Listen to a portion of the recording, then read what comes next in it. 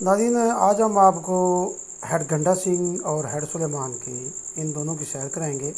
یہ دونوں ہی دریا ستلج پر واقع ہیں۔ اور تیسرا جو ہیڈ بنایا گیا ہے وہ ہیڈ اسلام ہے۔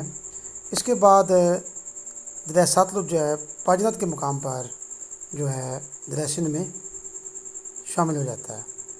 تو ناظرین، آج اس ویڈیو میں ہم آپ کو دریا بیاس اور دریا ستلج کی جو آبی گزرگاہ ہے، آبی روٹس ہیں، اس کے بارے میں بھی آپ کو آگاہ کریں گے۔ سندھ طاس معاہدہ کے بعد دریا ستلج، بیاس اور دریا راوی جو ہیں، ان میں جو پانی انڈیا نے روک لیا تھا وہ ادھر پانی نہیں چھوڑتا، تو یہ ایک خشک دریا جو ہیں وہ کہلاتے ہیں۔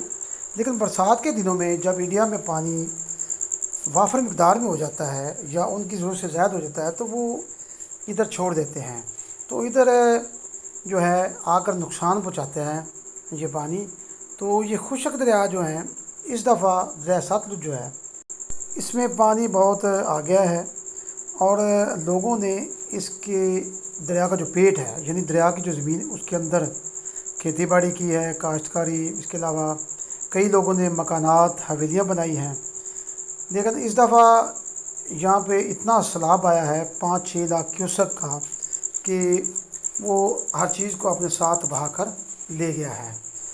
اب بات کرتے ہیں کہ دریا بیاس اور ستلج جو ہے یہ کہاں سے نکلتے ہیں اور کہاں جا کر یہ ختم ہوتے ہیں۔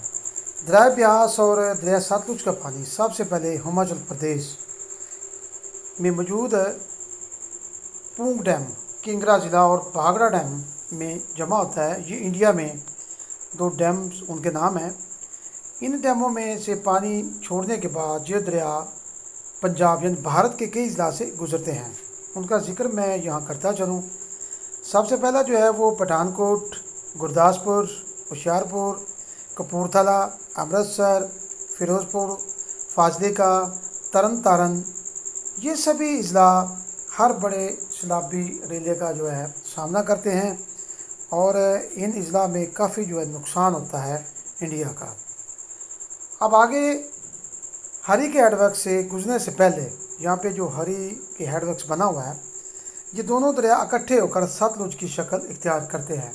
بیاس جو ہے یہ انڈیا میں ہی ستلج میں ضم ہو جاتا ہے، اور آگے جو ستلج کا نام چلتا ہے،